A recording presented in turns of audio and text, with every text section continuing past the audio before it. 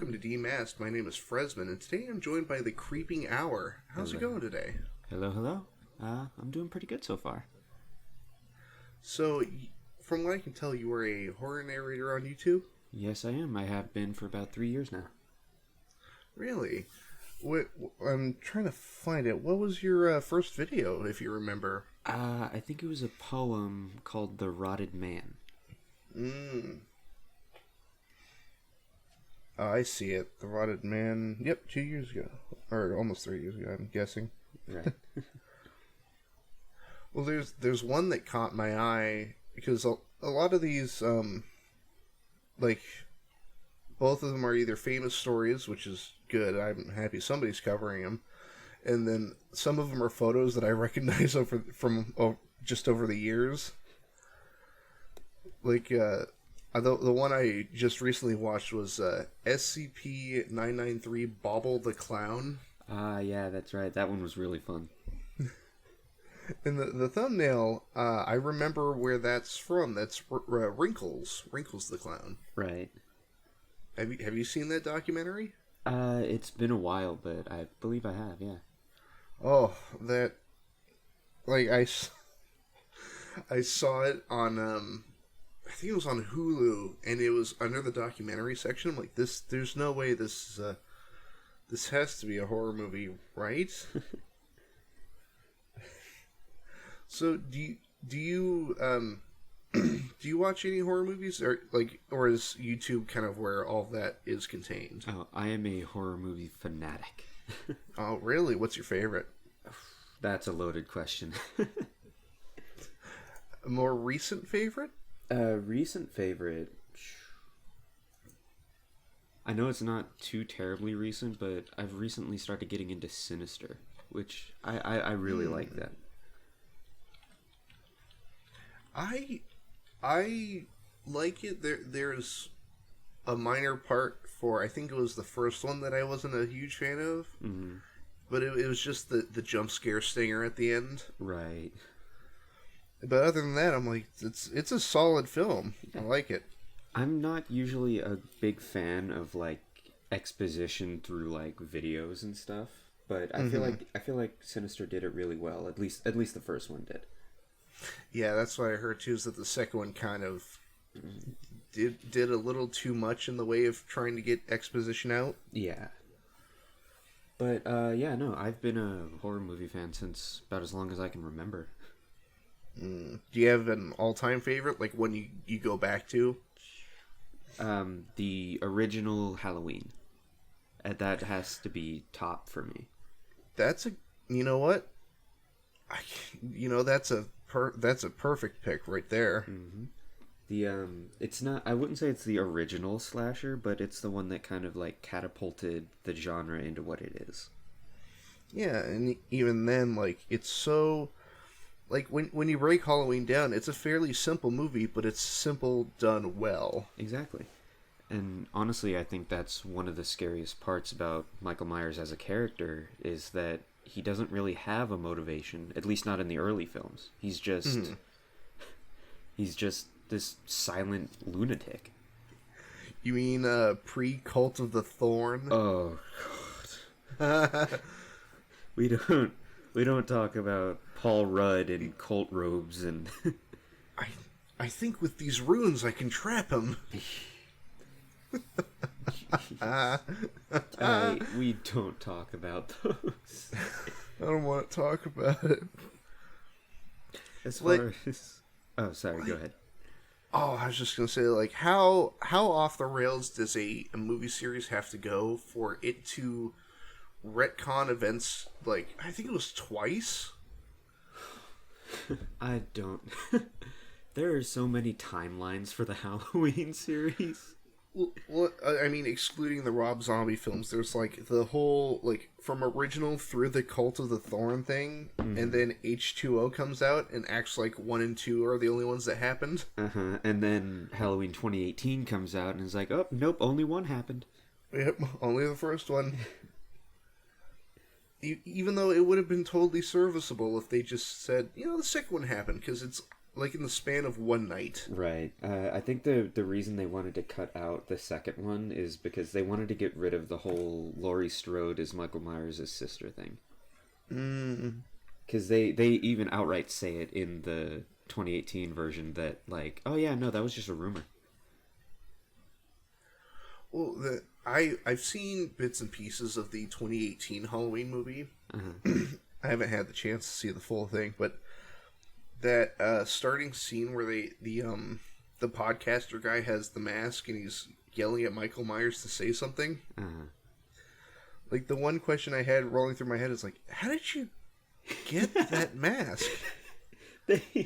I think they explained it, but I don't quite remember. It's been like almost a year since I've seen it, but that's always bothered me. It's like, shouldn't that be in like lockup somewhere? Well, even then, at least a plastic bag or something. Yeah, he just like pulled it out of a sack. Yeah, it was like in his backpack. Say something! And just like, why? So in the movie, he never actually does say anything, but I just think it would be the funniest thing if he would just go, "No, I'm good." No.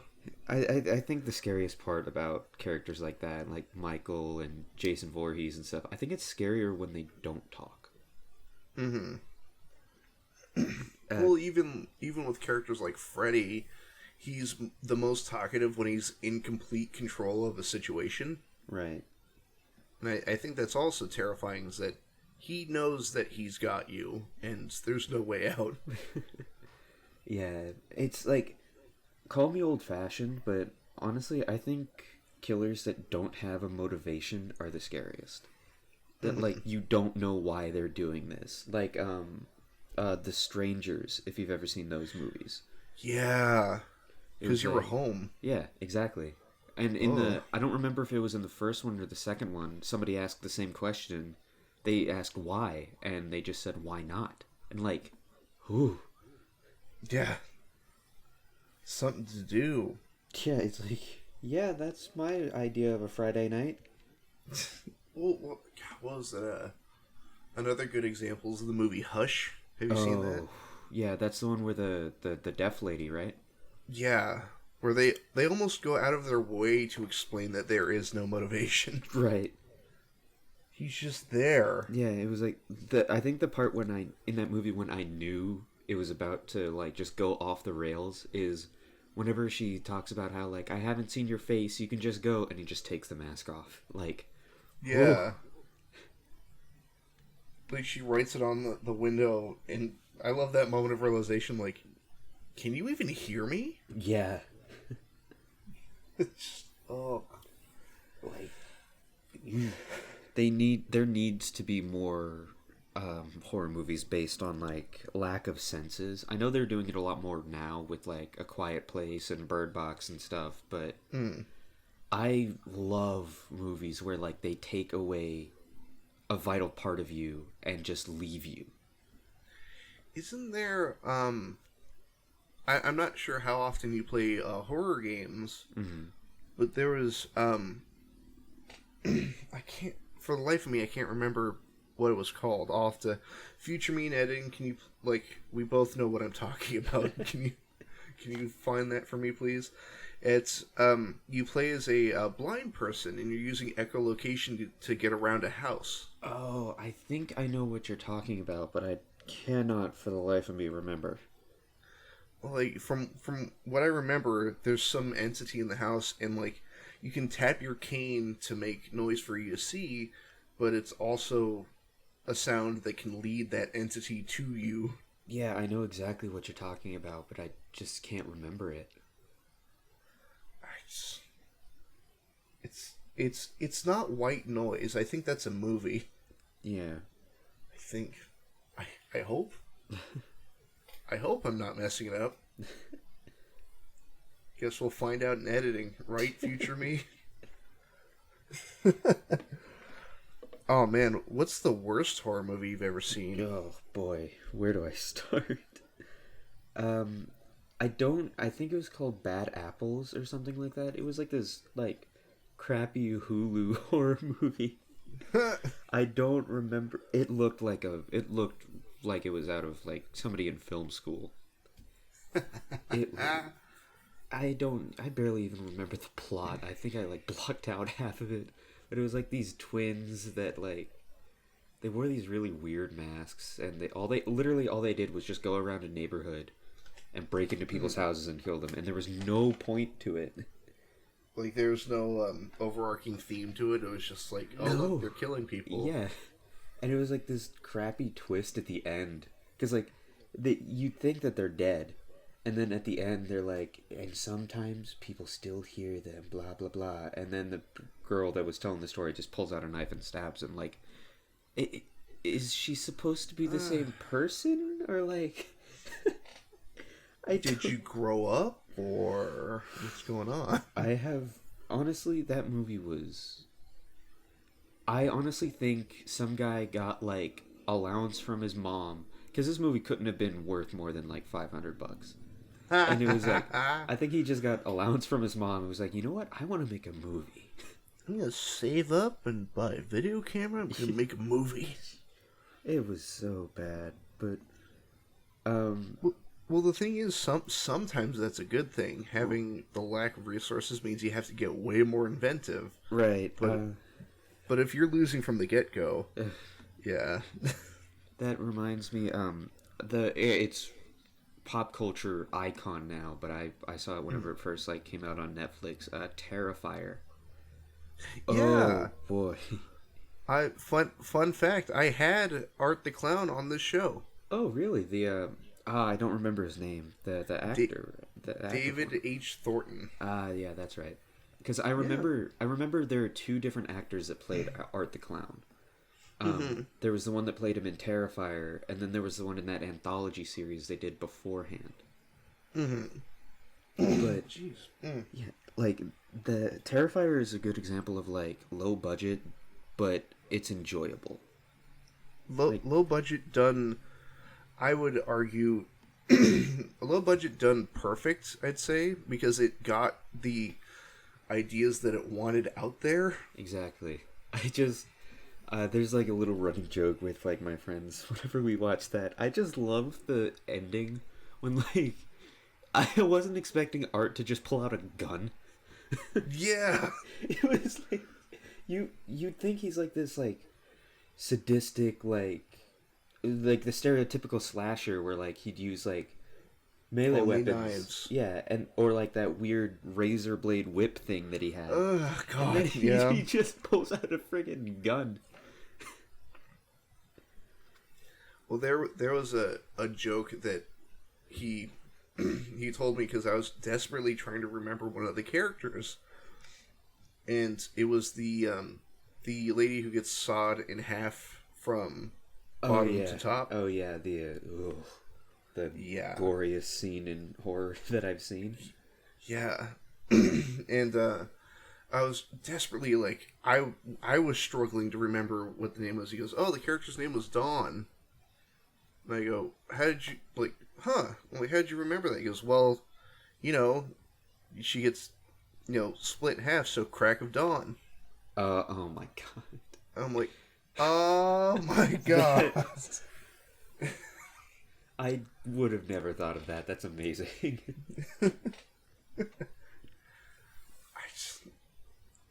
I think he's on Instagram. If you're on there, you should shoot him a message. He's a super cool dude. Yeah, I really should. He's honestly one of the best parts of that movie. Mm-hmm.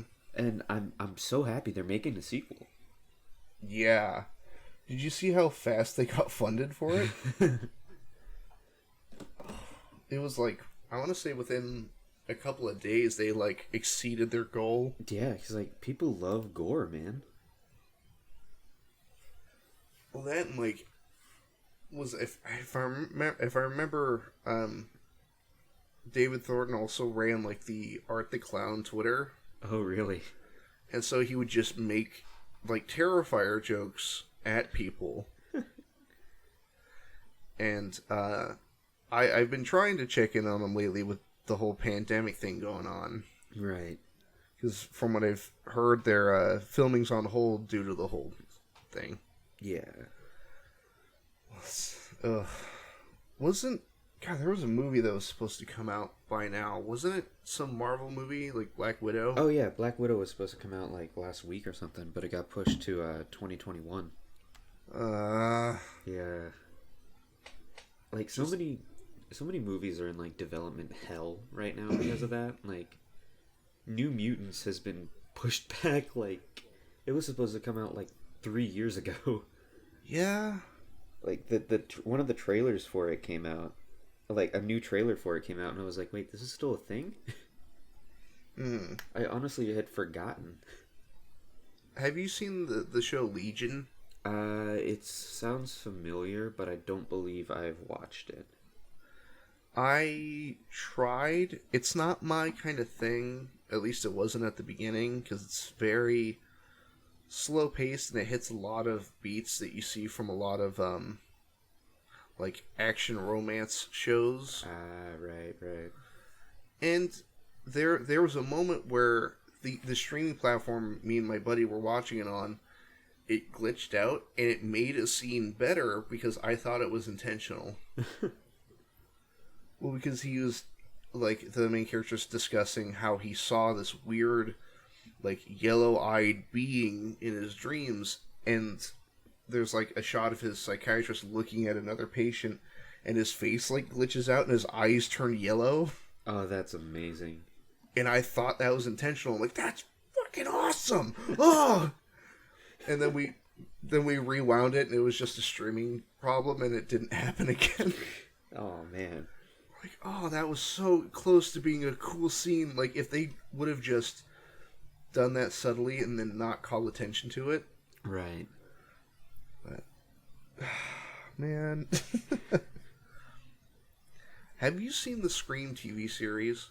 Early on I have. I think I like watched the first few episodes of season 1 when it was on TV. I know that later on they get the actual Ghostface suit, but I didn't get that far. From what I heard, that season is terrible. Oh. When they actually get the Ghostface mask. No. But well, I mean, the first 2 seasons are also terrible, but Just that, in their own special way. exactly. That show is just a beautiful disaster. There was a moment, like, I think I've seen too many horror movies that a character showed up and, like, just walked into frame and, like, shook hands with the main character. I'm like, oh, that's the killer. Yeah, I've had that happen before. Oh. Or it's But like, then they try to fake you out, and it's like, no, I'm pretty sure. And then second season's like, yep, totally the killer. yeah, it was like I don't like it whenever horror movies go like, they try too hard to give you a red herring to the point where you know that it's not them. It can't be that obvious. Or it's like, oh, it is that person, but they're working with somebody else. Yeah, and it's like a character you've never met before. Like, wait, who is this? I was like, oh yeah, they were in the background of one single scene two seasons ago. They were driving the bus we got dropped in on. That actually happened in I'm blanking on it, but that actually happened in one of the Scream movies, I'm pretty sure.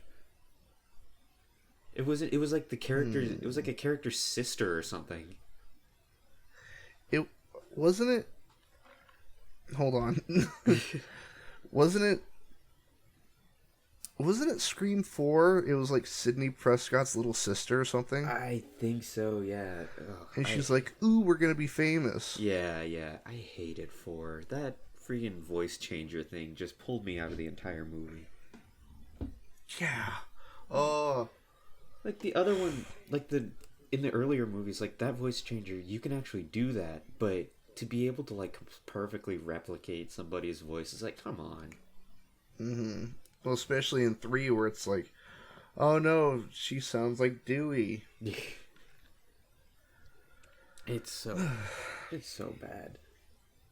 Well, I for the longest time, the Ghostface, or at least the costume, was like the scariest thing to me when I was a kid. Really? Well, because it was the idea that it could be anybody. Oh yeah, that is true. And I read a breakdown on how, like, the overall costume design, and the person who was doing the analysis brought up a good point that the elongated, like, screaming face of that mask Right. is almost like it's mocking the victim. Yeah, that is true. Speaking of which, that actually brings up a good point. The first Scream movie actually, like, terrified me. The opening sequence alone was horrifying. Because usually in slasher movies, they're like one gut stab and you're dead. But like the beginning, whenever you just like Disembowelment, yeah. ugh, or like Ugh. whenever the girl was like, her parents were just coming into the house, but she was just laying there like dying slowly, and they were just out of reach. Like, oh my god. Ugh. That actually, have you, speaking of Scream, have you ever seen the parody, not Scary Movie, but there's this one, and I think it has the best title of any horror parody. I don't Oh, know if goody. I don't know if you've seen Shriek If You Know What I Did Last Friday the 13th. Okay, hold on. So before I type it into Google, I think I remember the opening scene. Is it when he has like that, like, the hockey mask, but he like lights his own face on fire? That's exactly it. And it like melts into the ghost face mask. Yeah. It was so. I watched that movie when I was like 6, and I was so confused the whole time. 2000. Ugh. That was like, I wasn't even alive in 2000. I don't know what I'm talking about. Oh, I was 4. I wouldn't have been born for another like 2 years. Really? I'm 18. Well. But that I think both of us have had that moment of just like, yeah, well, like, I was talking to somebody about the Marvel movies. Uh-huh. I'm like, yeah, Iron Man came out in 2008, 12 years Oh ago. my god. Okay, don't do this to me. I saw Iron Man 1 in theaters. So did I. Oh my god. I was no. Not like this. I just graduated high school and you're making me feel old. Well, God, what was it? Well, the thing is, like, 2008, I remember specifically because Iron Man came out and the first Dead Space came out. Oh yeah, I love Dead Space. I adore it, man. Isaac Clarke, the main character, is one of my favorite characters in all the video games. Uh-huh. Just simply for the fact that at a certain point, he takes a break. Like, have you played Dead Space 2? A long time ago. Well, there's a moment when he sends Ellie, the lady that you find on Titan Sprawl, Right. sends her away in a shuttle, and instead of like, oh, I gotta finish the mission, he like slumps against the wall and he's like, oh shit, oh. He's like sitting there with his head in his hands, just like, oh my god. I love it, that trope in movies where like the person you've been rooting for like all this time is just done. He's like, just like, fuck it, I'm done. Yeah. Or there's that like really weird human moment where they're just tired. Yeah, it's like that's one of the reasons I liked Logan so much is like he was just done. That whole movie is just like, I just like the whole movie. I'm internally going, just sit down for a minute, please. Yeah, it's like, dude, you're gonna end up killing yourself. Which, spoiler alert, he kind of did. In an incredibly roundabout way. Yeah. Oh. Man, I with the Disney Fox acquisition, I really hope that they bring back X-23. Like, that girl as X-23 and Ryan Reynolds as Deadpool are the only two that I want not to be rebooted. Well, So there's a minor, not a complaint, but a minor like plot hole that's been stuck in my head since it dawned on me at the end of Logan. Uh-huh. So X-20. So do you read the comics at all? Yeah, I do. Did you ever read the comic where X-23 showed up? I believe so. So when she shows up, she's a fully grown adult. Right. But so like Wolverine, she has an adamantium covered skeleton. So does that mean little girl Laura is going to stay that size forever? Oh my god, you're right. Is she just gonna be like 5'2" for the rest of her life? Yeah, Because right? like, we saw them. I don't know if we saw them. I don't know if they implanted the adamantium skeleton or if they just like surgically implanted the claws. Either way, man. Yeah. Wait, so then that's weird because like the claws are proportionate to her body, right? Mm-hmm. So is she gonna have to get the claws replaced, or is she gonna be like 20 years old? She's gonna pop her claws and it's gonna be like half an inch long. It's gonna be like a Swiss Army knife. She's just gonna have like two little like push pins coming out of her knuckles. Well, like that was a fun thing to argue with like my dad about because he's an old school Marvel Comics fan, Right. and his favorite superhero is Wolverine, and we were talking about like how the claws even function. He goes, well, there's clearly not enough room in the forearm for those three claws. And, like, most of the comics, his forearms are huge, so Yeah. I think there's some leeway. Like, Hugh Jackman's a big guy. I mean, a lot bigger than comic Wolverine, that's for sure. Yeah, well, was it comic Wolverine's, like, 5'5"? Yeah. Like, he's known for being short. Yeah, and Hugh Jackman is like 6'2". Yeah. I just love the idea of like, I really wish that Ryan Reynolds' Deadpool and Hugh Jackman's Wolverine would meet, and I wish that he would have been like, you're taller than I remember. Aren't you supposed to be really short? Because like they did that with Cable. They did that with Cable. He was like, watch out for this guy. He's 5'10", a lot shorter than he was in the comics.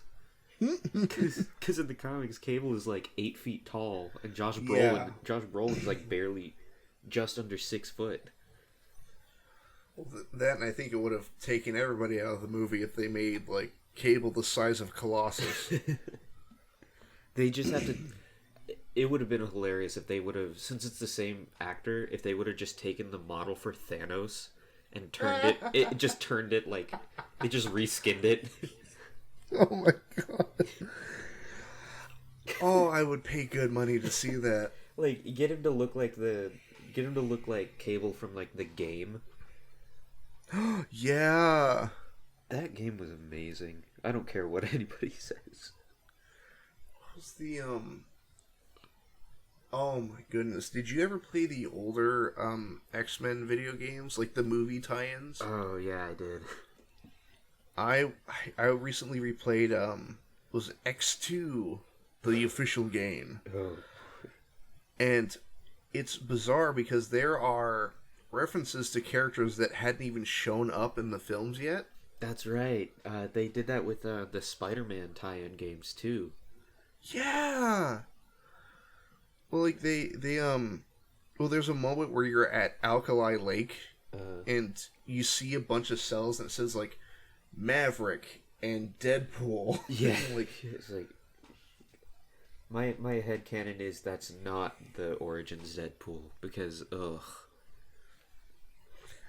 I have some vague hope that was the better Ryan Reynolds Deadpool. Yeah. Like that's where they brought him. Not Baraka Pool.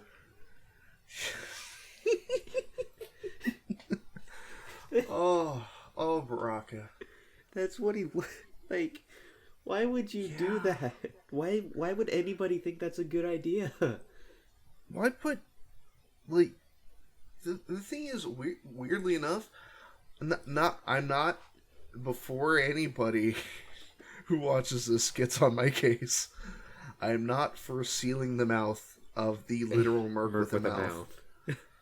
But other than that, I kind of like parts of the design, like where he's all like gross and like kind of slimy looking, and how his eyes are all messed up. Yeah, I didn't like the mouth, and why did he shoot lasers? Yeah. They took his name literally. That's the thing. They took his name literally. They literally just pooled all of the X-Men's abilities together. Pool of death. Yeah, it's like... But, I don't know. It's like... It just doesn't sit well with me. Because, like, whenever I watched that movie when I was little, I didn't even recognize that was Deadpool.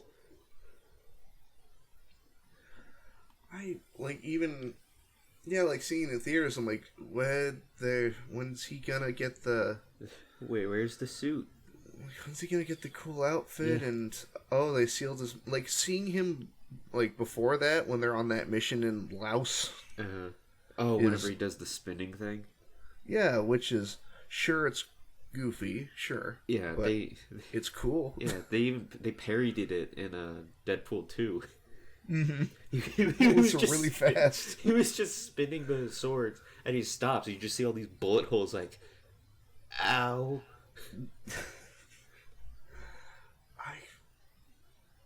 Also, I like the design choice to have Deadpool's eyes move in the mask. Like, I can understand that. Yeah, because he's an emotive character. Yeah. And I was worried. I was a little worried when the trailer for that movie came out.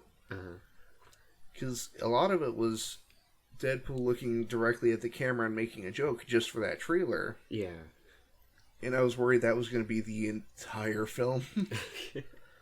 It was just going to be like, what's that one comic where that's literally all he does? Yeah. But... Yeah, no, and I honestly think that the success of... I don't remember, like, if it came out before or after, but I think that the success of Deadpool's, like, emotive eyes is kind of what led Marvel to do the same thing with Spider-Man. Hold on. I gotta roll back the mental Rolodex. Because, like, I think they both came out in 2016. Civil War and Deadpool. Well, that night, I very much like, both 2016. But for the Spider-Man, I really like how they actually explain why there are shutters. Yeah. Because it's a focus thing to him. I've grown to love that new Spider-Man suit. Oh, yeah, the Stark suit or the one that he made? Well, all of them actually. Yeah. But like when the trailer for Civil War came out and you see Spidey right at the end, I'm like, I don't know how I feel about like the black band on the arm and all this. And yeah. I don't know, but the more I've seen it and like playing like Spider-Man PS4 with that outfit, I'm like, I love this suit. Yeah, I love Spider-Man PS4. I've been, what's your favorite superhero? Oh, all-time Captain America. I know it's cliche, but I've loved Cap since I was like 2. I can see that. I can understand that. I'm not telling you you're wrong. I'm not a purist. Personal favorite Spider-Man for me. Yeah, Spidey is a close second. Well, I like Spider-Man because he's like for DC, take like your Superman or your Batman. Right. A lot of the times, problems are solved in those comics because I'm Batman. Yeah, with Spidey, it's like he's just a person. He has powers, gets injured. But... Like there was a comic that sold me on that idea. It was one of the first issues where he fights Doc Ock in the Ultimate Universe. Right. And he has this lengthy fight, and he cracks like one joke to some reporter, and then when he gets home, he pulls off his mask, and his face is swollen. Oh, yeah. It's like... And his eyes like swollen shut. I'm like, oh, man. I still believe that, I still believe that Gwen Stacy was kind of Spider-Man's fault. It's more Stan Lee's fault in the comics. Well, have you heard about that story where her sanctioning for her death was accidental? Really? So, usually how it goes when there's major story changes in Marvel Comics is they would run it by Stan. They would run it by him. Hey, we don't want to kill off this character, and he would go yes or no, or see where the story's going to go afterwards. Right. But from the story that I had listened to, he was on his way like to a convention or something. Just a sec. But he was on his way to his convention. He's packing up his stuff in his office, and the two writers come in. They're like, "Hey, in the next issue, we want to kill Gwen Stacy at the end," and apparently he wasn't listening all the way. Oh, no. So he's like, yeah, sure, whatever, run it. And he leaves for a week, and he comes back, and the new issue's sitting on his desk, and he's reading through it, and he gets to the last panel where it's like, damn you, Goblin, I'll get you for this. He's like, what have I done? Yeah, he like runs down to the writers. He's like, I didn't tell you could do this. And they're like, yes, yeah, you did. You did like a week ago. And he's like, oh, okay. Well, I think the worst version of Gwen Stacy, like, biting the bullet for that one would be Amazing Spider-Man 2. Oh my god, it's so gruesome, because, like, I never noticed it until recently. She hits the ground. Yeah, she doesn't break her back from the fall. No, her neck gets, like, snapped because she hits the ground. Mm-hmm. Like, I watched it in slow-mo and her head just, like, bounces. Like, oh. I was in the theater and you can hear just, like, oh, God. Like, that movie isn't that good, but oh my god, that scene. Well, like, have you played, like, the movie tie-in game? I played the first one. The second one does something interesting where... So, did you notice that in Amazing Spider-Man 2, Peter just kind of forgets about finding Uncle Ben's killer? Yeah. Well, in the tie-in game, you actually have a set of missions that is hunting down the supposed killer, because he has that tattoo that he's looking for and all that. Yeah. And you find him, and he's been murdered. Oh. By Cletus Cassidy, also known as Carnage. Huh. Which is an amazing twist. Because you're like, oh, I found the guy and his tattoo, but he's laying dead in an alleyway somewhere. God. Speaking of Cletus Cassidy, what do you think about the Venom 2 title? What was it called? Maximum Carnage? Let There Be Carnage. I feel like it's a bit of a mouthful. Maximum Carnage is the comic series. Well, there's also the game Maximum Carnage. Okay. Then there's Absolute Carnage. Yeah. Maximum Carnage, the comic series, is a sequel to Absolute Carnage, I'm pretty sure. Where Carnage just turns into God. Well, like, they easily could have just went, like, Venom and Carnage. Yeah. Or something similar. Even then, I think I would be reminded of... have you ever seen Spider-Man Unlimited? Yeah, I used to love that show. Where they're roommates. Like, there's a shot that I have in Future Me, if you can find it. That would be great. But if you can't, no hard feelings, because I personally know that it's hard to find. But it's a shot of like both Venom and Carnage sitting on the couch watching TV. That is amazing. I see. Oh my goodness. Did you ever play the old Spider-Man games for the PS1? Yeah, I did. I still go back and play those because there are some of my favorite games ever. Yeah, Spider-Man 2 is, I don't want to say it's better than PS4, but it's really, really, really close. Well, the thing is, what I love about like the Sam Raimi verse is how everything is designed. Like Yeah, instead of what was that? There's like a sense of realism to it almost. Yeah, sure it's sure realism is out the window for a lot of the technology shown, but it's shown in a sort of believable way. Right, like the Goblin suit. Even though they were gonna do a more accurate, like weird organic version, but like the Goblin suit or the tentacles for Dr. Octopus. Yeah, the inhibitor chip. I just love somebody made an edit of like whenever he's putting on the arms, and they edited it to where like he's like, "This will be my greatest invention," or whatever he says, and then the needles go into his central nervous system, and he's like, "This will be oh son of a bitch."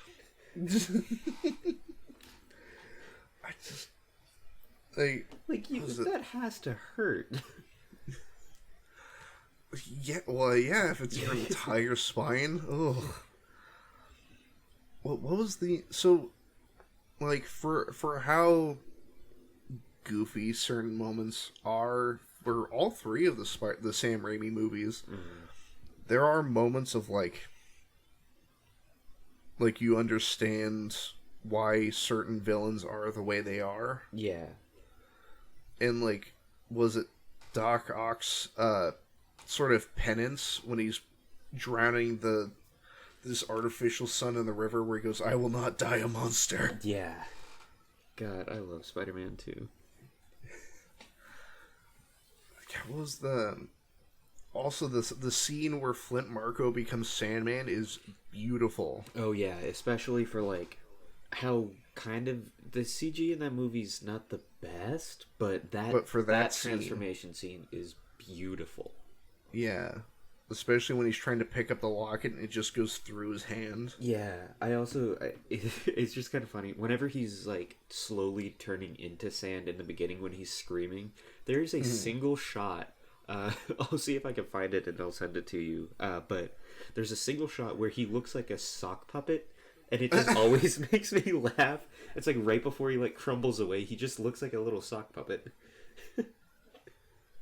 You know when he fades away into that giant dust cloud at the end? Uh-huh. I want to cut together a shot from an Infinity War. Just the snap and then him turning into sand. That would be perfect. You know what to do, future me. You know damn well what to do. Oh my god. Gee. So, speaking of powerful character moments, so you've seen Endgame, right? Multiple times, yes. I saw it in theaters like the day before it came out. How do I word it? I'm a sponge for information when it comes to something I'm interested in. So, unfortunately, I remember all of the Marvel movies. Right. All of them. And so like, when, if, like, okay, you know what? Spoilers for anybody who hasn't seen it. What are you doing? Why haven't you seen it? Please go see it. Are you living under a rock? Yeah. A DC fanboy rock. No, they're just sleeping. DC's fine. They're sleeping under the Snyder Cut blanket, and it's okay. Ooh. Even though the Snyder Cut is actually happening now, so Yeah. Like if you would have said that like a month ago, I'm like, yeah, oh. I don't know how to feel. I don't know how to feel about it. So here's the thing. So on a real quick tangent before we discuss Endgame. Right. So there's a plot hole in Justice League that ruins one entire character. Really? Yeah. Oh, doorbell. But okay. So, you know the Flash, right? Right. So the Flash gets his powers when he's struck by lightning at his job as a forensics analyst, right? At the end of Justice League, Barry Allen holds up a paper to his dad who is in prison going, hey, look, I'm gonna be a forensics analyst. Like, wait, what? How did he get his power then? Exactly. Exactly. And so the minute he goes, Dad, look, I did it. I got the job. I'm like, It's like, so wait, what happened? like, what? Did he just like randomly get struck by lightning? Yeah, or like, did We'll just chalk it up to maybe he was training to be a forensics analyst, and it happened. but, Like he was an assistant or something. But he's like living in a warehouse when Batman finds him. I just love how he's like the guy in the chair in the Yeah. opening scene. Like it's like that whole hacker's den that he has is the most kind of stereotyped like cool teenager. It was like it was a couple of arcade cabinets away from being that underground thing from the first Ninja Turtles movie, like where all the teenage kids hung out. You know what? Do you know what it was essentially? What's that? You ever play Watch Dogs? Oh yeah. DedSec, it's just DedSec. Jeez. But okay, so, but yeah, that, so the thing, okay, you know what? I think Zack Snyder is an okay person, but when it comes to, like, superhero stuff, it's where I believe he falters, because Watch Dogs wasn't that, or not Watch Dogs. God, Watchmen wasn't that bad. no, Watchmen was good. I actually really enjoyed Watchmen. Yeah. But when it's like Batman versus Superman, so here's the thing: there's footage of him at panels going, you know what, we're doing something totally new, totally original. And then the minute I saw it in theaters, I'm like, that's Superman, Doomsday, and The Dark Knight Returns in one movie. Yeah.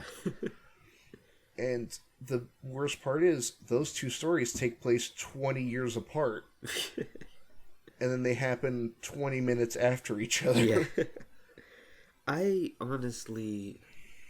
One of my biggest pet peeves was that movie is, why did Doomsday look like that? Doomsday looked Why did Doomsday look like Wraith? He looked like Abomination from The Incredible Hulk. Yeah! He just looked like a slimier version of Abomination. Yeah, and it's so... The thing is, like, I think there's a sort of a sin when it comes to writing different characters in certain ways. And it's creating an interesting concept and then immediately not following through on it.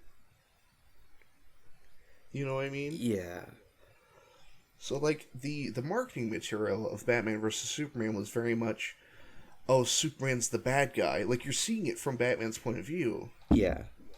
And I am all for it, because if it's a movie about, like, Superman realizing that he's a god and then everybody else having to deal with that, that would be amazing. Yeah. But no, it's, Batman, why aren't you listening to me? Martha, Martha, Martha. Oh my god, I hated that twist. Well, like, I tried to the thing is, it's that scene would have worked if Lois didn't have. She just like jumped out of nowhere. She like just like came out of a helicopter. She's like, "That's his mother's name." It's like, where were you? Like, where did you come from? Were you just watching your boyfriend get his ass handed to him? Yeah, it's like, we could have used you before this started. Yeah, she could have literally run in and went, "Hey, whoa, wait a minute." But no. But, like, that whole line of, like, it's his mom's name. Like, it would have been better if Batman was like, "What do you mean it has parents?" Jeez. Like, well, because he only sees Superman as an alien. Yeah. And so if he literally was like, "Oh, shit. Oh, he has parents. Oh, my God." It's like, this thing has a family. Yeah, and, like, he's about to lose his parents, like, I lost mine. Yeah. Instead of just, why did you say that name? But why? How do you know my mom's name, even though you know who I am? Man, I like Batfleck, but, God. Like I said, man. I like the name change, or the voice modifier thing. I like that a lot better than gargling marbles. Were they? Like, the number one villain of the Christopher Nolan Batman movies was just throat cancer. It was, what's it called? What's it called? Laryngitis. There you go. I just like, Yeah. it's like, Bruce, are you sure you're not Batman? It's like, no, I don't know what you're talking about. No.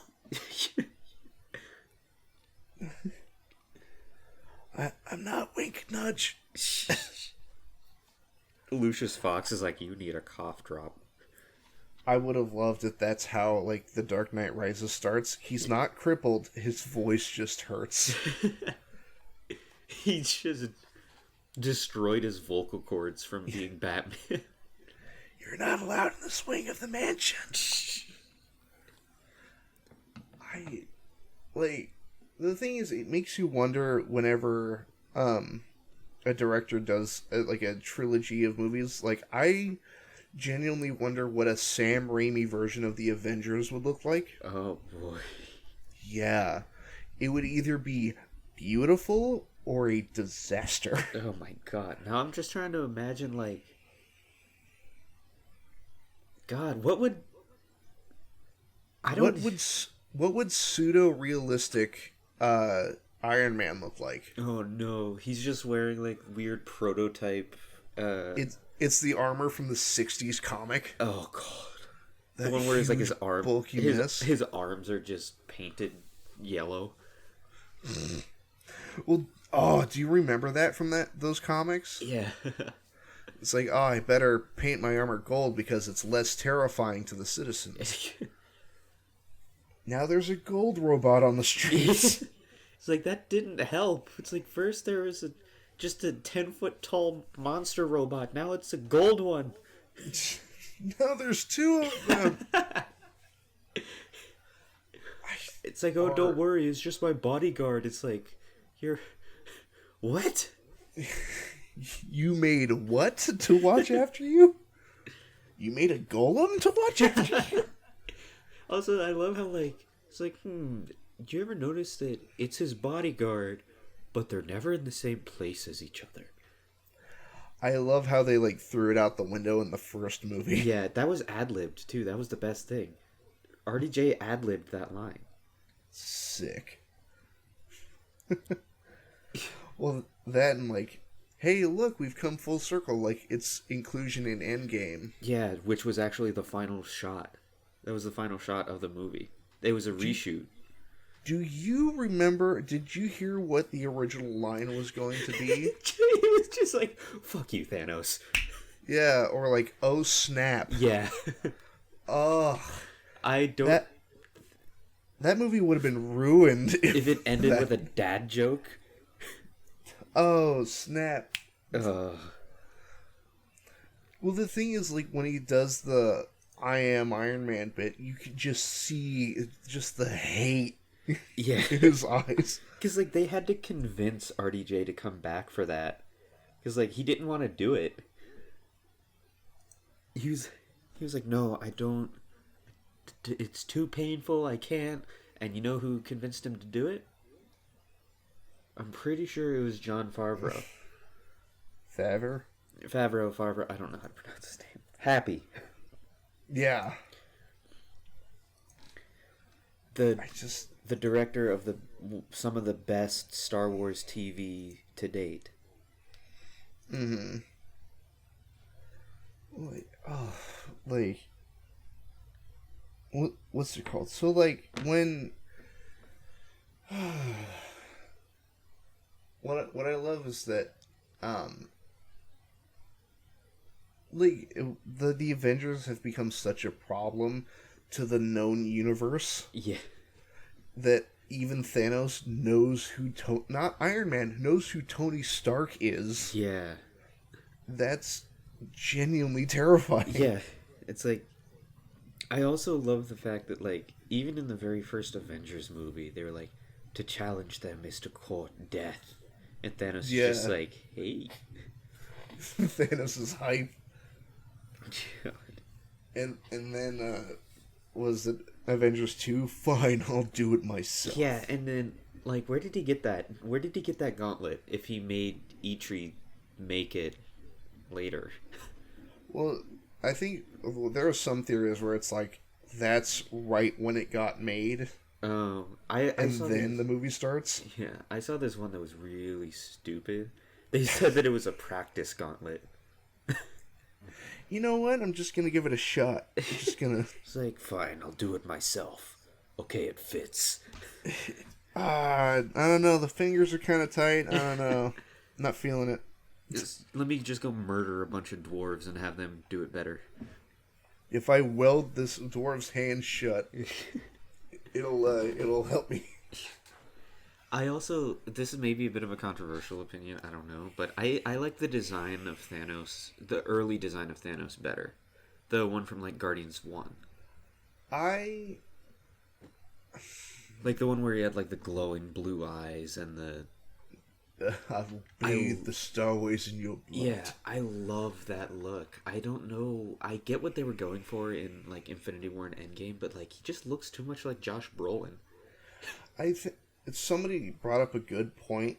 It was one of the, I want to say one of the digital artists that worked on Endgame, and it's Weta, I think the place was. Yeah, Weta Digital. They brought up a point that they wanted Thanos not to look human, but like have like life in his eyes, have him be more believable. Yeah, and I think like especially those moments where he's being calm and serene, like after he stabs Stark and he goes, "I hope they remember you." Yeah. Like I think if his eyes were glowing when he said that, I'm like, I don't know if it's gonna get across that like weird zen that he's got going. Yeah. Also, I just love the fact of how detailed that model was. Like, Thanos had stubble. And that, yeah, right? That brings up a point. Does Thanos shave? What does he shave with? Yeah, exactly. What kind of razor can get into that, like, that weird friggin' those weird face crevices? Yeah. The weird, like, wavy Lay's chip. The weird Zen garden pattern that he has on his chin. How do you shave that Ruffles chip chin? All right, it's time at Josh Rowland. How does Thanos shave? Please answer me.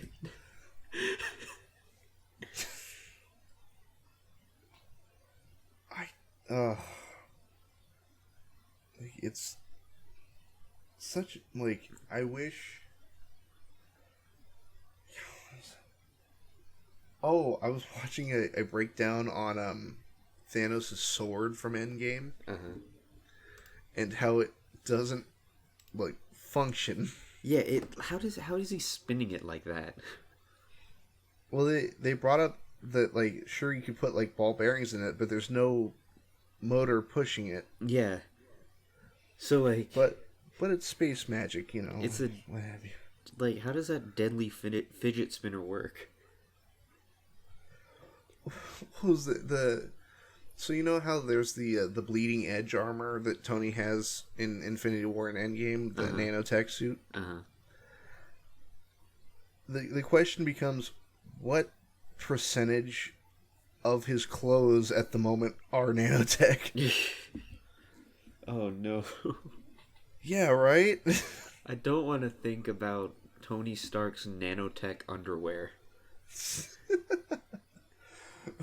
So that My briefs are augmented. oh, he needs to use the bathroom. He's like, hang on, give me a second. All you hear is like, and as it like pulls back. Oh, I don't want to. He's like, cause like the nanotech runs out and stuff if he uses it too much. Can you imagine if like during his fight with Thanos, as he's like using it, like he transfers the nanotech from like his body to his arms to use to use his repulsors. Can you imagine if he's like as he's doing that really intense repulsor beam, he's just hanging dong the whole time. He's in those like stereotypical boxers with like the hearts on them. Just Tony, you gotta fix that, please. It's like, you know how you always upgrade your armor after every loss? Yeah, I consider this a loss. This is a downgrade. I want desperately for like. See, the thing is, I liked the version of his armor in Iron Man 3, where it's like almost self-functioning. Because he has the implants, so it's like moving around by itself. Yeah. Or he's down in the garage and the suit's hanging out with Pepper upstairs.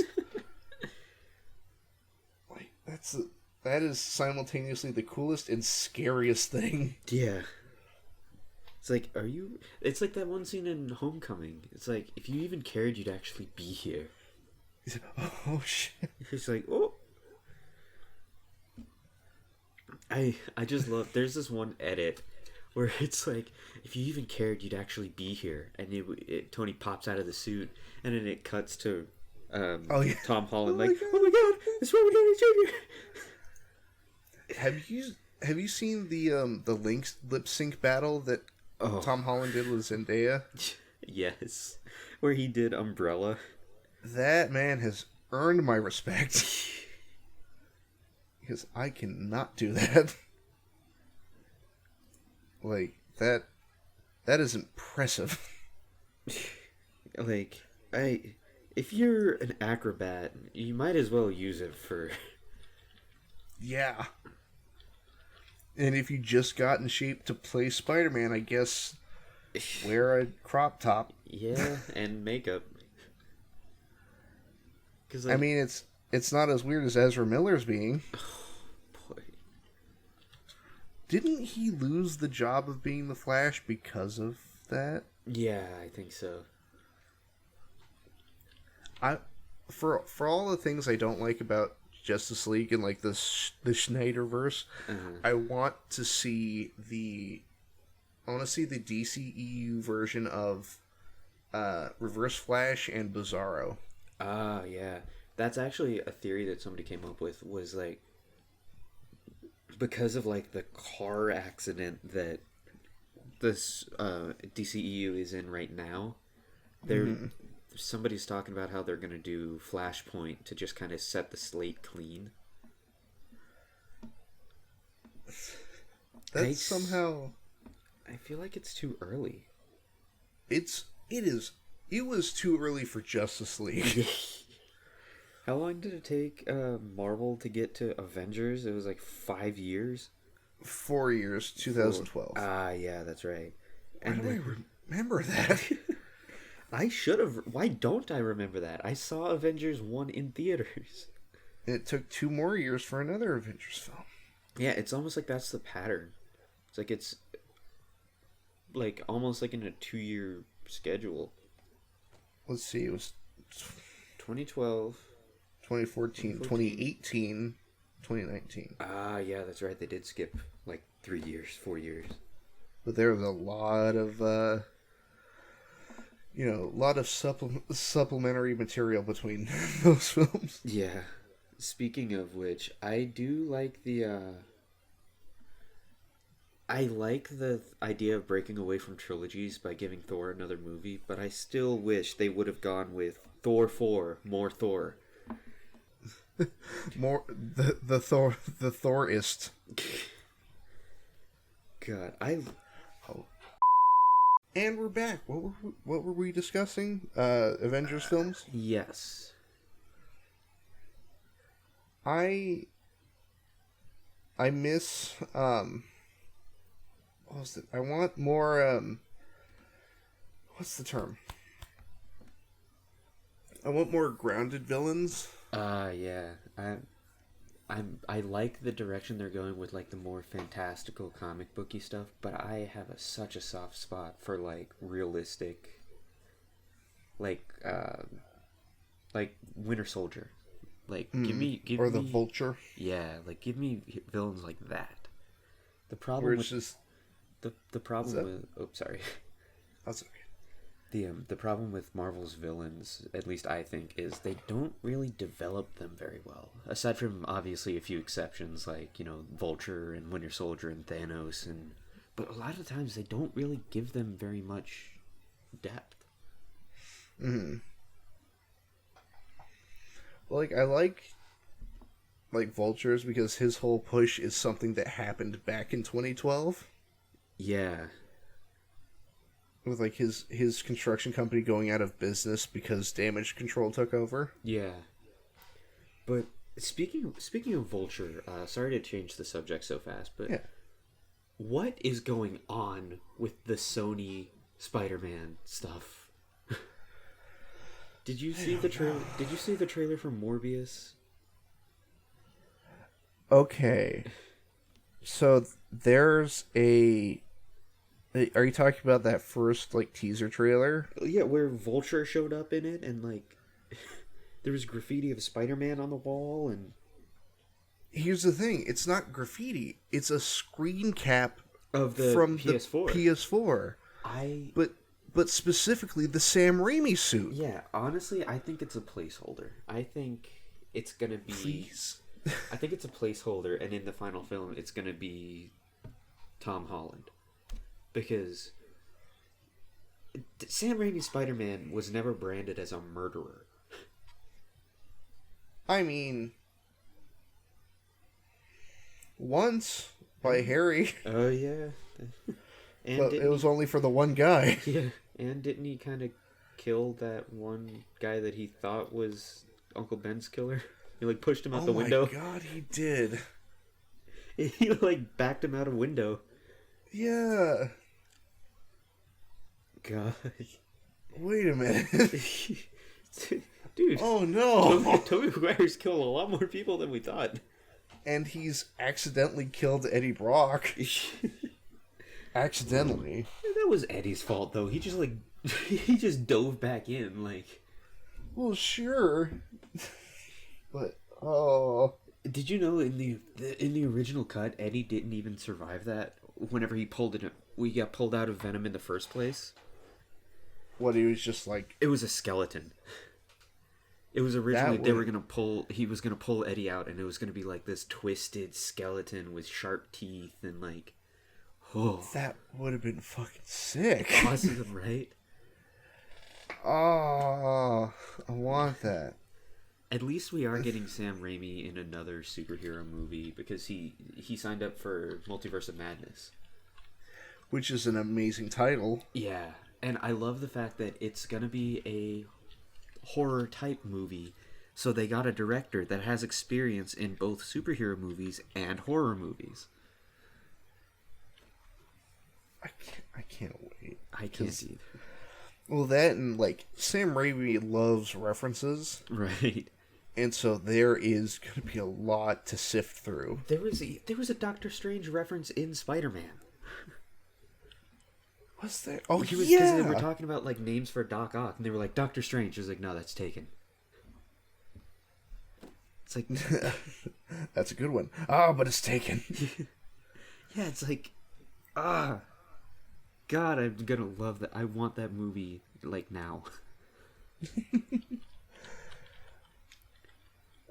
what was the Do you remember the weird, like, I want to say it was 80s? I think it was even earlier, Captain America film? Oh God, it was the '90s. Whenever he had his ears were glued onto the sides of his cowl. Oh, I'm gonna be sick. Then steals a truck.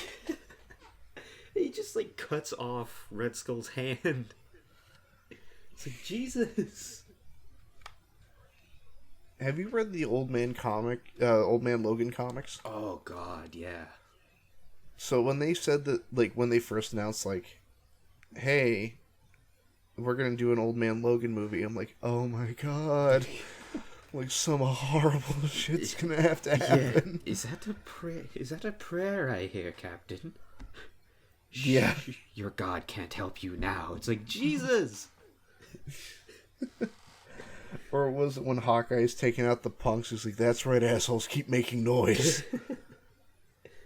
I wanted at least like a little cut, like a little reference to like the cult of Thor's hammer or something. Or the giant dead Ant-Man skeleton. Oh my God. Or wasn't there like a venom dinosaur chasing him around at some point too? Yeah, the Savage Lands. Like, God, I want an Old Man Logan, like, not even a movie. Full movie? No, movie can't do it justice. I want like a Netflix or a Disney Plus series or something like that. Make each issue an episode. So, here's the thing. You know, like, Spider-Man's granddaughter? Uh-huh. The one that kills Kingpin? Yeah. If you go to Spirits Halloween and you really look around, you can find outfits, costumes of that specific Spider Girl. Oh, really? And then I saw one that was marketed as like a kid's costume. I'm like, oh my God. Like, oh no. That is... Oh, God. Why must it be like this? I did Not like like this. I did like her costume.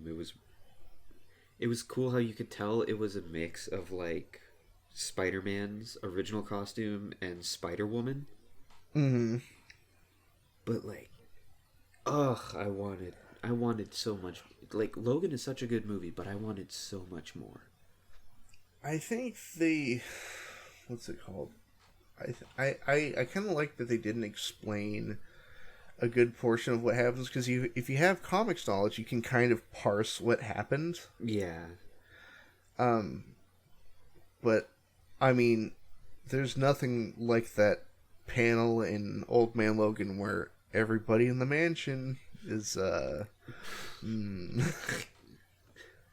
Oh God, that was like traumatizing. Yeah, I just oh, have you seen Far From Home? Yes, okay, pretty much every major Marvel movie I've seen in theaters. Great, I'm talking to the right person. I love that movie. Dude, it's so good. I know it gets a lot of flack, but oh my God, I love that movie. Well, just the scene where Mysterio's messing with Peter for like 10 minutes is beautiful. It's like, it is the best Spider-Man sequence, I think, in cinema. I wasn't a fan of the red and black suit, but when you kind of come to understand what it means to Peter, Uh-huh. it's like, all right, fine, you can have that one. My only problem with the red and black suit is the fact that the logo on the back is the exact It's white. same as the one on the front, but it's just white. yeah. I just don't like the fact that it's number one, it's white. Number two, it's the exact same logo as the front but bigger. Mm-hmm. I like you could have made that a different design. There's only one white Spider-Man logo that I like that's not on like Venom or anything or like symbiote suit, and that's PS4. The PS4 advanced suit is beautiful.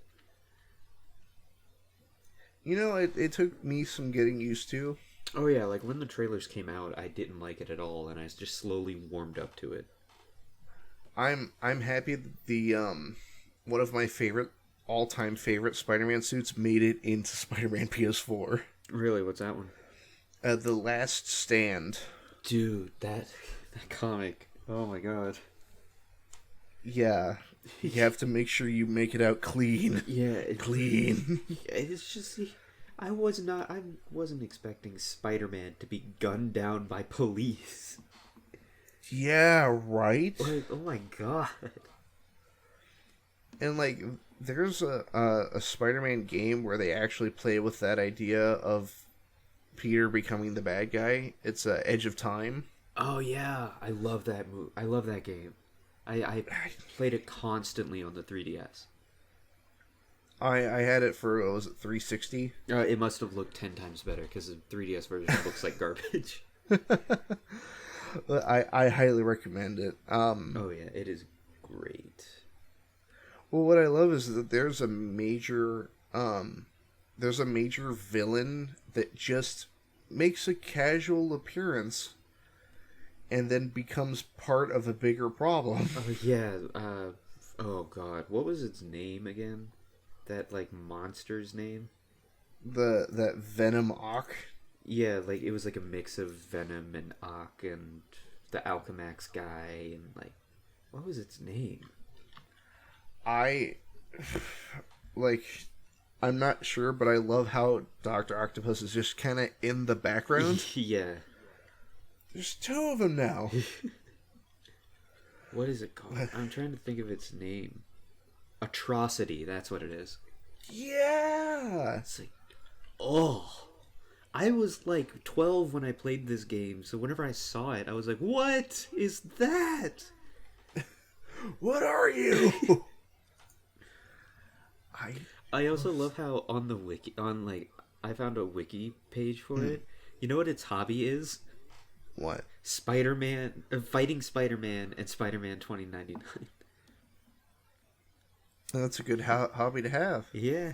Its goals are to make Spider-Man part of its body matter. Ugh. Like, the scene whenever you had to, like, get blood samples from it terrified me because I was afraid it was going to get back up. Mm-hmm. What's it? So, you know how some of the Spider-Man suits are locked off by level in PS4? Uh-huh. Of course, the one suit that I want is like, you have to be level 50 to get it. Yeah. Great. Cool. The naked suit. Yes. Or was it the Luchador one? Oh yeah, the wrestling suit. Mm-hmm. God, just PS4 in general is an amazing game.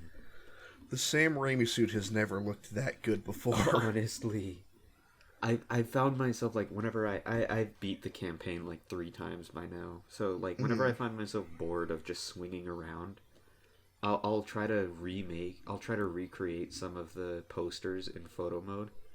Mm. And it's actually really fun. I had a blast with photo mode. Yeah.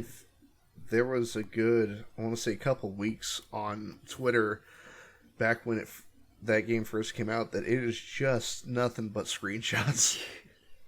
Oh no, I feel so bad. So you know how they make it to where you can't really kill anybody in the game? Like if you knock them off a building, they just get stuck to the wall and stuff. I accidentally like brutally murdered like 3 goons on, and I don't know how I did it, but it was horrifying. Like, I stuck one to a car. Like, I stuck one to a van. And then the van exploded. I had to pause the game. I was like, what? That's not supposed to happen.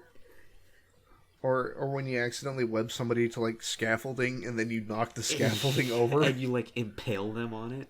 Yeah. I accidentally dragged somebody to their death before. Yeah. Like they got stuck to the back of the car and they just got dragged down the road for like 2 miles. Well, there was so you know how when you toss somebody off a building, they'll fall for a little bit and then like automatically get webbed to a building? Yeah. There was one goon that I watched. It didn't happen. Oh, God. So I'm like, because you know how the camera will kind of look down whenever you just get done beating up a group of goons. Uh-huh. Like, I knock him off the edge. I'm like, I did it. And then I look down over the edge, and I'm like, all right, just a body on the ground. Well, I'm like, all right, web him. And then he like hits a lamppost, and then like Jesus, he like slams into the street. And I'm like, Spider-Man's gotta go. maybe the graffiti in Morbius isn't about any of the movie ones. It's just about PS4 Spider-Man. It's the fallout from Spider-Man PS4. Oh, because like Jesus. It's very few and far between when it happens, but whenever it does happen, it's like, oh. Like, I threw somebody against the wall just after a scaffolding thing collapsed, and I went over to, like, see if, like, I went over to web him back up, and he was just stuck to the wall. And there was, like, a piece of scaffolding, like, jutting out from his stomach. It's like, oh. What happened to you? I felt so bad. Well, I feel terrible for like the guys that like get thrown 20 plus feet and they're not high enough off the ground to get webbed to a building, but so they just like break their spine. Yeah, they just slam into the street. Oh. Yeah. Well, like, do you ever watch oh god, there was a small series when Mortal Kombat 11 came out. It was just called The Science of Mortal Kombat. Mm-hmm. But they were doing a video on the force required to pick somebody up with an uppercut. Mm. And so you know how in Spider-Man PS4, if you hold down attack, you launch them up into the air? Uh-huh. So the force required to knock somebody off the ground is also enough force to snap somebody's neck. Yeah. So is Spider-Man just going around paralyzing people? He's like, yeah, it's okay. They're asleep. They're just knocked out. It's okay. See, look, I knocked him out. And you just hear a guy just like... like his neck is backwards. He's fine. He's fine. Like, you just punched him hard enough to break the sound barrier. Isn't there... I swear there's a comic where they actually talk about that, where he's like, Spider-Man goes, I have to pull all of the punches that I throw, otherwise I could just up and kill somebody. I don't like Spider-Man, like, I could kill you by flicking my thumb. Well, like, it makes it more impressive to me, because, like, the amount of control that you have to have. Yeah, but I just think it's so scary that... I just think it's so scary that this kid, not in the PS4 version anyway, but in like MCU, Ultimates or something. Yeah, in like MCU, he's like 16, mm-hmm. And he's like, oh, and he can throw a car. Yeah. Oh my god, I want to see an MCU version of The Last Stand. Oh god. That would be so fucking cool. Dude, okay, wait. Alright. Here's a closed envelope prediction for Multiverse of Madness. Didn't they say they were going to reference Tobey Maguire's Spider-Man in that? I think so. Here's my prediction. Tobey Maguire is the Last Stand Spider-Man. Oh my god. I'm just That's imagining, one of the like, multiverses. bearded, long-haired. Gray at the temples, Yeah. just standing over May's grave. God.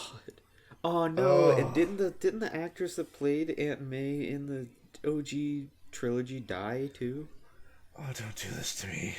Hold on. IMDb. Please don't do not now. Oh, I mean, that movie was 20 plus years Rosemary ago. Harris. Let's see. Oh, she's still alive. Rose... She's still alive. Hey! She's 92 years old. Congrats, Hey. Harris. There she is. There you are. Oh my goodness. 1927. God. Oh my god. Well, like, you think about what she had to do in those Spider-Man movies, and that's Yeah. pretty demanding. Yeah, like her hanging off the. I obviously it was probably a green screen, On wires and all that. but like her hanging off the edge of the building and stuff. Or that was the wall exploding behind her in the first one. Yeah, like can you imagine? Deliver us from evil. I That feel scene so is bad. fucked up. I feel so bad for laughing, but it's just whenever she's in the hospital and she's screaming, it's just really funny to me for some reason. Just those eyes, those horrible yellow eyes. It's like, oh, Not that he was on a glider. nope, not that it was a goblin man. It's just, oh yeah, he had eyes. It's He just sounds specifically like Norman Osborn, a man that I know personally, the man that I just had over for Thanksgiving dinner. and slapped some shit out of his hand. Oh, like, there's a lot of tension in that first movie. Yeah. Like when Peter's hiding on the ceiling. Oh yeah, and the one drop of blood comes down. Yeah, because you know that, like, Norman knows that he's there, Yeah. but since everybody else is in the room, he can't look. Yeah. It's just, those horrible yellow eyes. I just like, and I just love the shot of him like, finish it. It's like, oh, that first movie was scary, man. Well, wasn't there a jump scare midway through too? Yeah, Of just the goblin just like into the camera. yeah. It was whenever they were in the, he was in the burning building, No, and he was it's pretending when to be. it's when Peter's hanging out in the hospital. Oh yeah, that's right. I thought you were talking about like the scene when like he was pretending to be the mom and the baby in the burning building, and he turns around and he does like this weird banshee scream. It's like that is not Norman Osborn making that noise. That is not Willem Dafoe. Like that is Bathsheba. Like that is a demon. Godspeed, Spider-Man. They also I love the fact that they referenced that scene in Homecoming.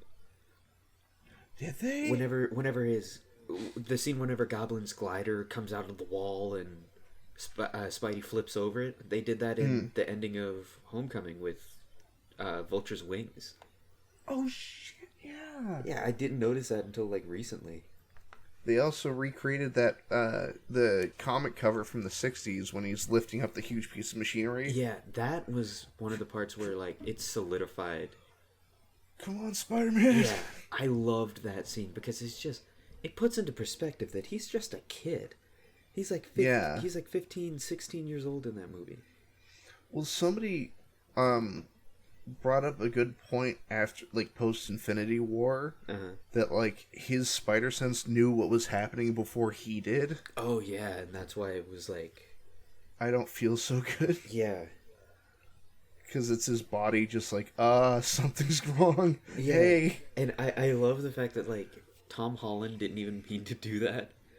Because, like, I was watching an interview, and they were talking about how, like, the fandom is so crazy with stuff like that, because it was like he was talking about how like, oh yeah, they were talking about how like oh, his spider sense, that's why he knew he was going to die, and like, and he was like, yeah, I totally meant to do that, yeah, that was all me. Mr. Stark, I don't feel so good.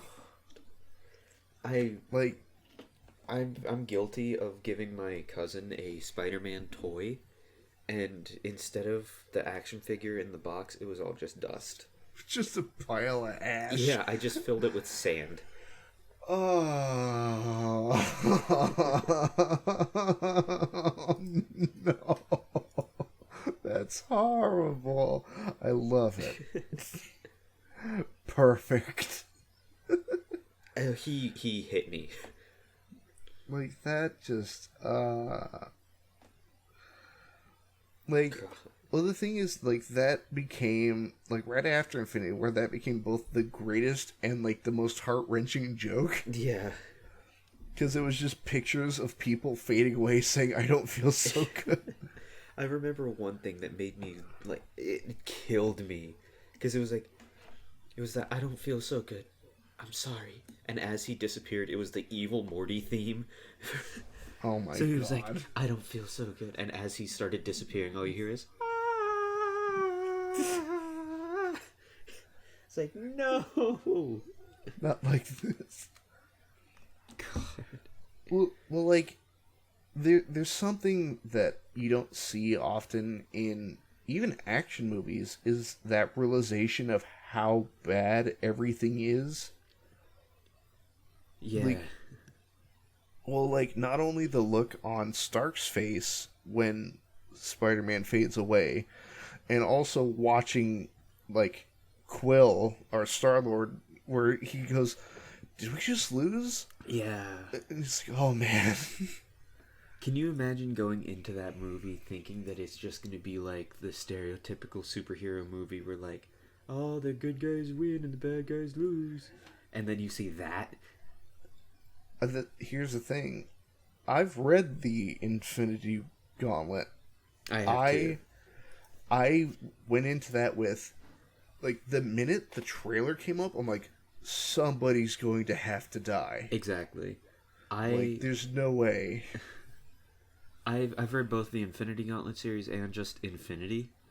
So like both of those are like very heavily drawn upon, obviously, but it still managed to catch me by surprise. Well, like, how do I word it? I was expecting, how do I word it? So, if you look at Infinity War with how it's paced, more or less the entirety of that movie happens within the span of a day. Yeah. Like, less than 12 hours. Yeah, so like...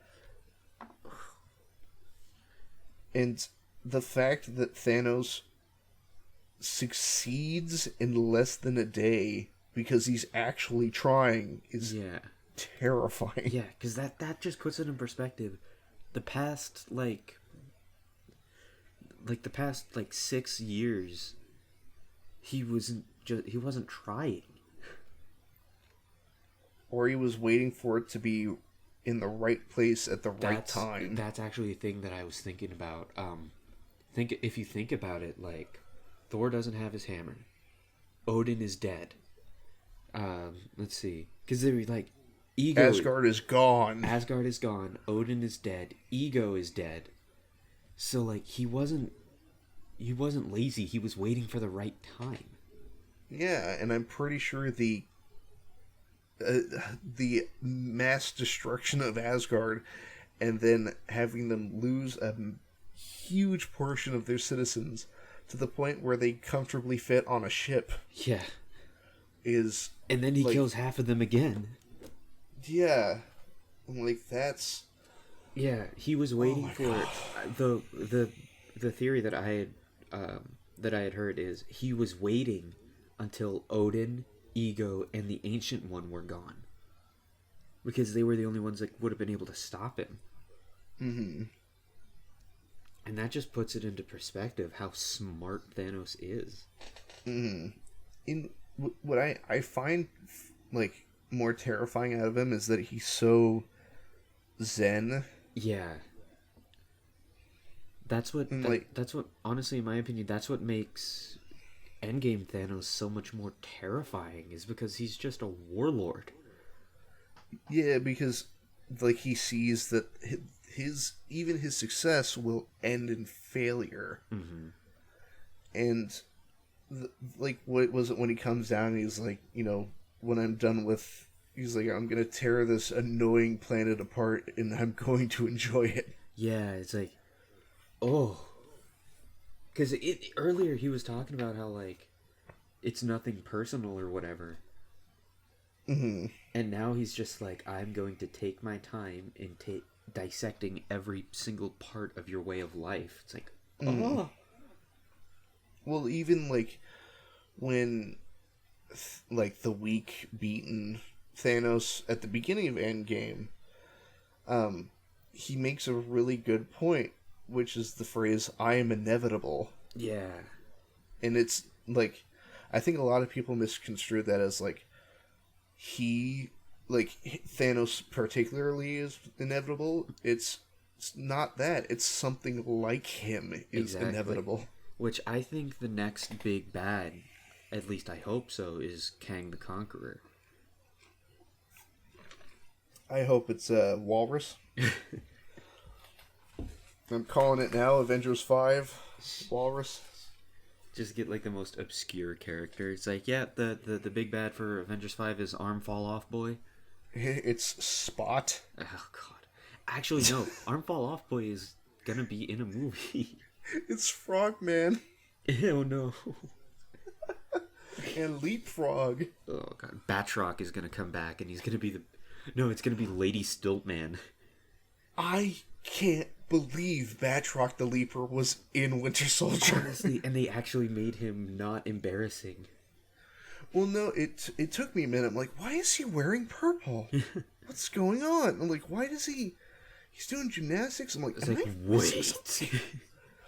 And then it's like, yeah, we took Batroc into custody. I'm like, oh my god! I love whenever they do stuff like that. They bring in like these really obscure villains.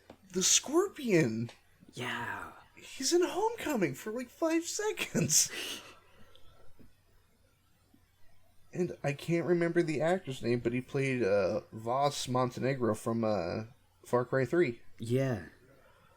And it's like, I just love the fact that like freaking Aisha from freaking Guardians, like nobody remembers her. Yeah! And then she's like birthing Adam Warlock. It's like, wait. And Man-Thing in Ragnarok? Yeah. Okay, Beta Ray Bill was on that statue, and Yeah! I want him to be in Thor 4.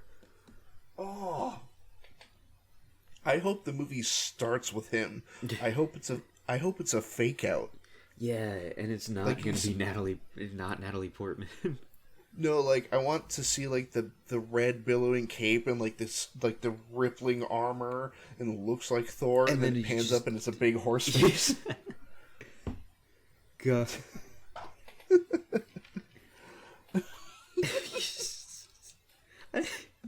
Okay, on the topic, I'm so glad that they did Zola the way they did, because can you imagine? Can you imagine if they did an accurate Arnim Zola? Other thing is, I really enjoyed how they did Zola, because have you ever played the Captain America game? Yeah. I kind of enjoyed that, kind of. Yeah, but like, I wouldn't be able to take seriously just like a big projection of Toby Jones on a robot's stomach. Well, that was it the style that they chose from, where it's the big round glasses and then the sound waves for the mouth. Yeah. That's terrifying. Yeah. And it reminds me of Shodan. Do you know who Shodan is? I don't think I do. I'm putting you to the test on this episode. Shodan is the evil AI from System Shock. Ah, okay. It's been a while. She is terrifying. But what was it? I also like how they did Zemo for Civil War, and then what was his name? Baron Strucker for Avengers 2. Yeah, dude, Zemo. I love the fact that he's getting his mask. In Falcon and the Winter Soldier, Zemo is getting his mask. Is there a photo? Yeah, there is. Oh! I'll see if I can I'll see if I can get it to you, but it looks so good.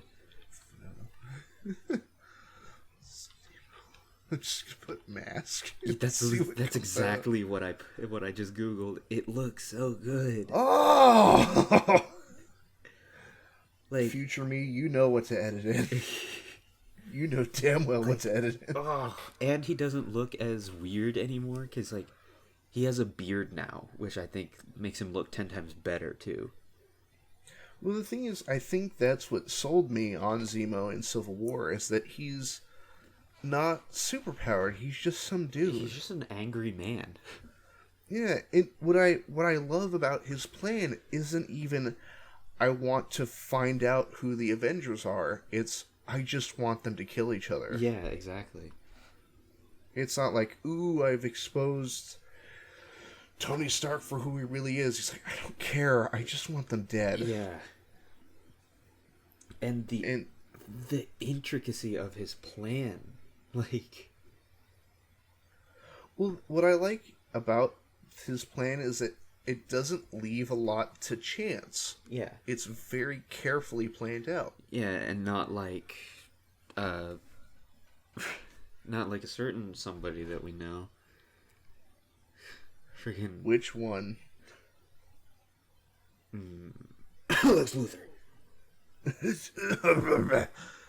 I need to count on Superman not listening and Batman also not listening. And also them knowing each other somehow, and also this jar of pee, and... Hey, you know superhero who could just put their hand through my chest? I've got your mother. Yeah, like, come on. So what bothers me about that whole sausage situation, I am 100% certain that Superman is faster than a flamethrower.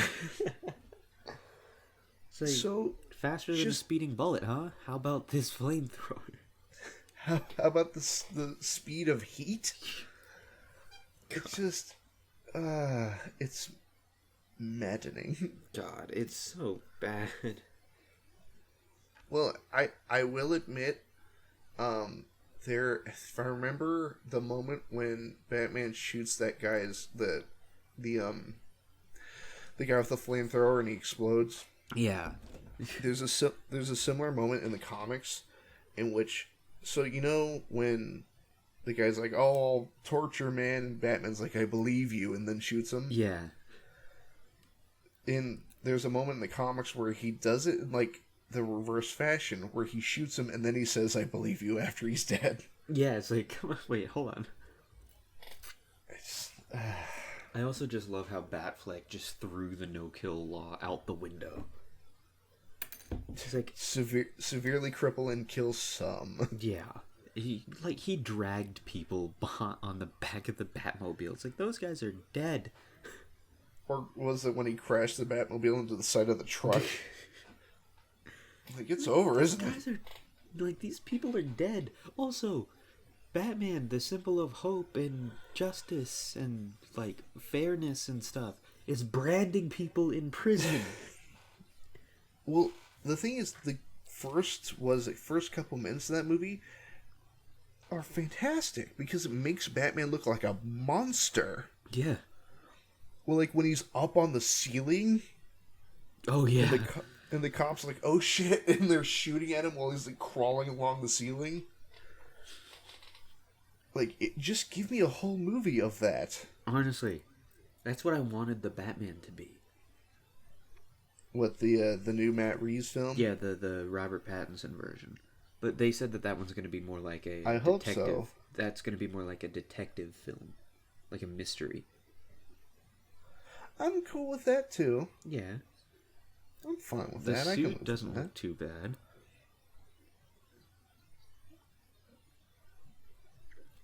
Have you seen what's it called? Have you seen The Lighthouse? Oh yeah. Oh, the Willem Dafoe. Hark! Okay, I like your cooking. All right, settle down. I like your cooking. I just love your farts. Your goddamn farts. And they start drinking like, what is it, like turpentine and honey?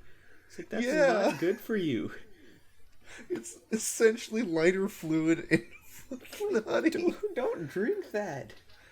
And then walking in on Willem Dafoe masturbating and like, what the hell? And then that scene that takes way too long of Robert Pattinson's character jacking it in the barn. It's like, God, you've been out here for a while, haven't you? God, that movie's so good. One part of that movie absolutely terrified me, and that was whenever he walks up to the actual top of the lighthouse, and like the film gets all decrepit and the audio is all blown out, and like he's just screaming. It's like, oh yeah, and you can't like really hear him. Yeah, it's like the audio is like the blown out speaker or something. It's like, oh yeah, it's like you half unplugged your headphones. Yeah, and it's like, God. And then he falls down, and there's that image, like the Greek mythology imagery of like the birds eating his liver. Oh yeah, the Promethean, yeah, like guy being eaten for eternity. Yeah, like that man is a genius. Robert Eggers. Mm-hmm. He did The Witch too, didn't he? Or sorry, not The Witch. Sorry, the Vivitch. He's also doing another one, which is I'm super excited for. He's doing a horror movie set in Viking times. Okay. It's called The Northman. And like all of his other stuff, it's a period piece. So, like all natural lighting, and you're barely going to be able to understand them because they're going to be talking in the accent of the time. But I'm excited for it. That guy does some really good stuff. Subtitles are on by default. Now, I feel really bad for thinking this, but like they said that it's going to be in the language of the times. I'm imagining like this really tense scene, and then all you hear is like hinger-dinger-nerd. Happy Leif Erikson Day. Hinger-dinger-durgan. No. Please let that be in that movie. I hope so. I hope it's just like a kid making fun of one of them. God, that would be amazing. Alright, I think we're going to have to wrap it up here soon. I got to get ready for work here in a bit. You bet. I was actually about to say that same thing. This has been fun. Because it dawned on me, I'm like, we are at an hour and 51, aren't we? Yeah. Well, hey, Creeping Hour, thank you so much for coming on. It's been a blast shooting the shit about horror and Marvel with you. Thank you for having me. It's been a blast. You wonderful party people at home, thank you for sticking to the end if you did. Links to Creeping Hour's channel will be in the description below here. Is there a video that you would like put up in the description? No, just whatever. Bobble the Clown, got it. Hey, sold. If that's what you want. But thank you, Creeping Hour, and thank you, wonderful party people. And I hope to see all of you next time. And I hope you have a wonderful day. Bye-bye. Bye-bye.